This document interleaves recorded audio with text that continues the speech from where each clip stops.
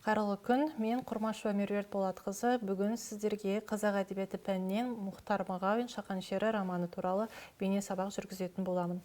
Сабағымыздың негізгі мақсаты Мұхтар Мағауиннің өмірі мен шығармашылығы жөнінде толық ақпарат алу, романдағы кейіпкерлер образын талдай отырып, толық ақпаратты қамту. Романға толық тоқталмас бұрын, ең алдымен Мұхтар Мағауиннің өмірі және шығармашылығы туралы біраз ақпаратқа тоқтала кетсек. Мұхтар Мағауин 1940 жылы 2 ақпанда бұрынғы Семей облысы Шұбартау өңірінде дүниеге келген. Мұхтар Мағауин 1962 жылы Қазақ мемлекеттік университетін филология мамандығы бойынша тамамдайды. Дәл осы университетті 62 жылы аспирантурасын филология мамандығы бойынша аяқтайды.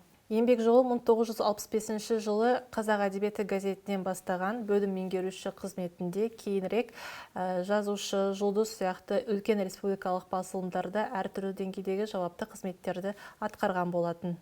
1967-1971 жылдар аралығында Абай атындағы Қазақ педагогикалық университетінде дәріскер және аға ғылыми қызметкер ретінде көп жылдар бойы еңбек етті. Жазушы Аласапран романы үшін халық жазушысы атағын иеленген болатын.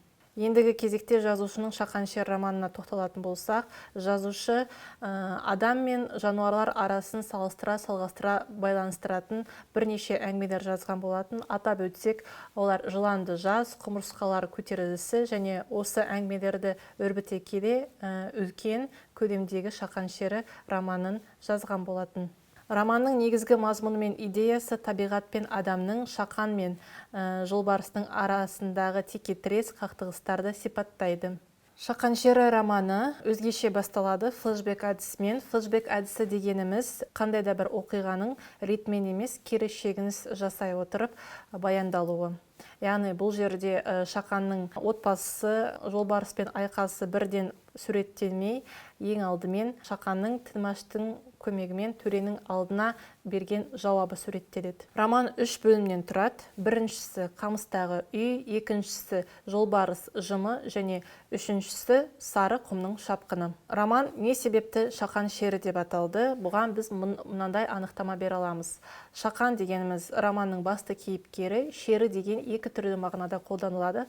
Қазақша мағынасы шер дегеніміз мұң, қайғы, зар, ал екіншісі жолбарыстың көне атауы. Романда Шақан шерінің бейнесі, портреті былайша сипатталады. Жел қаққан қоңырқай, момақан, тек салқын ұшқын атқан жанары ғана өжет кейіп ер мінезін танытқандай. Байсалды кеңдік бар, қайратына, қажырына сенген, ешкімге ырық бермеген асау жанның салқан бітімі. Бірақ бұл оң жағынан қарағанда ғана. Сол жақ бетте самайдан иекке түскен бұжыр-тұжыр терең, үш қатар тырық, қиысы кеміс, ызалы шегір көз шапраштана түйіледі.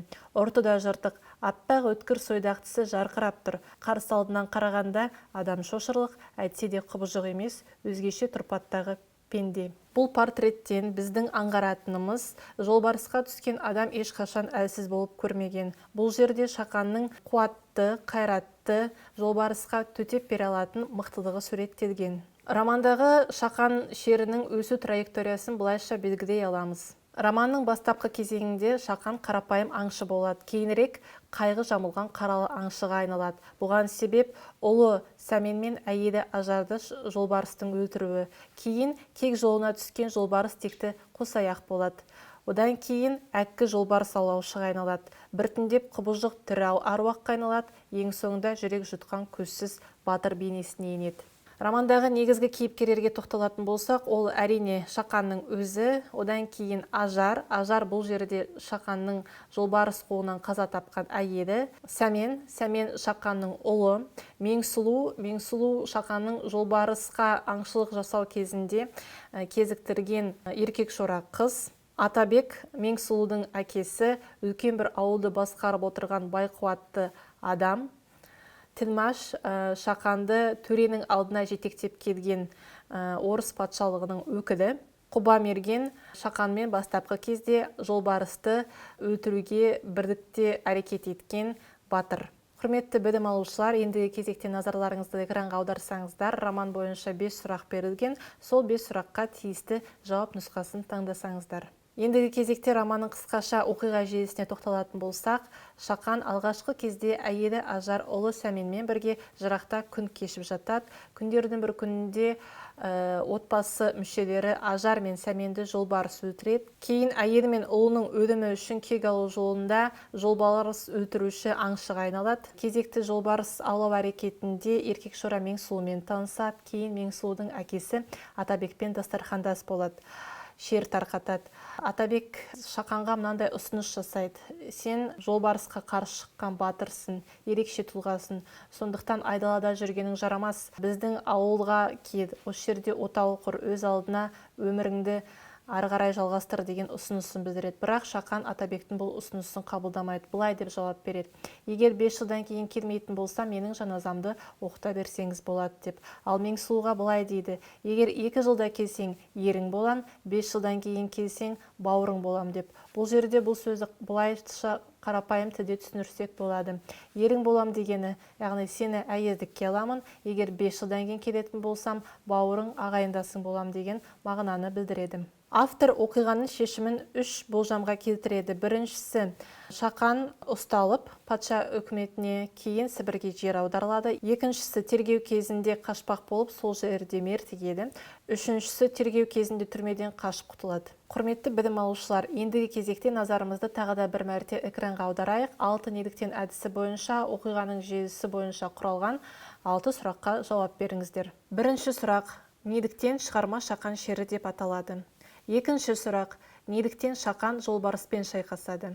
Үшінші сұрақ: неліктен Шақан қарапайымнан жауызға айналды? Төртінші сұрақ: неліктен Атабек Меңсұлуды Шақанға бергісі келді? Бесінші сұрақ: неліктен романды көксерек әңгімесімен мазмұндас дейміз? Алтыншы сұрақ: неліктен Шақанды шерлі Шақан деп атады? Келесі тапсырма: шын жалған әдісі бойынша сұрақтарға дұрыс жауабын табамыз.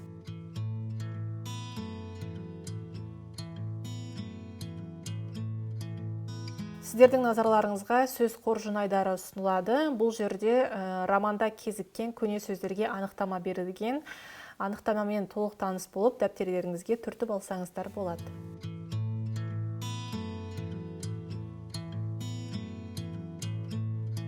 Сіздерге берілетін үй тапсырмасы Мұхтар Әуезовтің көксерек әңгімесін және Мұхтар Мағауиннің Шақан шері романының Вен диаграммасы арқылы салыстыру, айырмашылықтарын көрсету, ұқсастықтарын белгілеу. Бүгінгі сабағымыз өз мәресіне жетті. Назар қойып тыңдағандарыңызға рахмет.